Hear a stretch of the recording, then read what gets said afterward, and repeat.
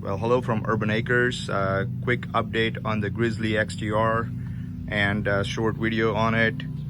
So I did a video on a little bit of maintenance on the Grizzly, and at that time we were missing this plastic A-arm skid plates to protect the boots from the factory.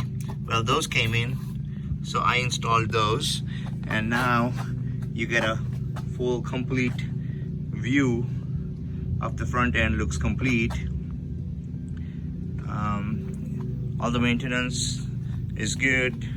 The Grizzly is doing good. I haven't done a lot of mods or anything like that. I've just been riding around on the property, but I did feel that some of the branches that were coming in and hitting hard the plastic floorboard kind of rattled me a little bit.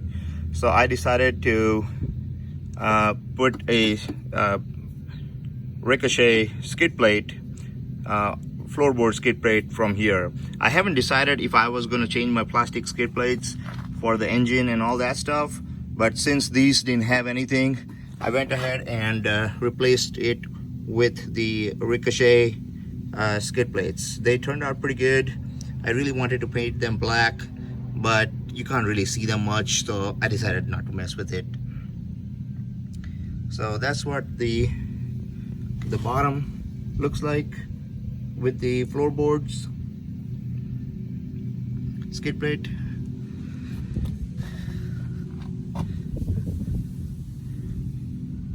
I don't know why the dealerships don't install this stuff. This should come from factory, and apparently it's not coming, or they're missing stuff like that. But so at the end of this video, after this little walk around, I'm going to go ahead and put some riding videos in the back. So we'll make some riding videos and look at those. But yep, Grizzly looking good. Not completely clean, but not completely dirty either. I washed it down the last time, just hosed it down after the last ride in the rain on the property.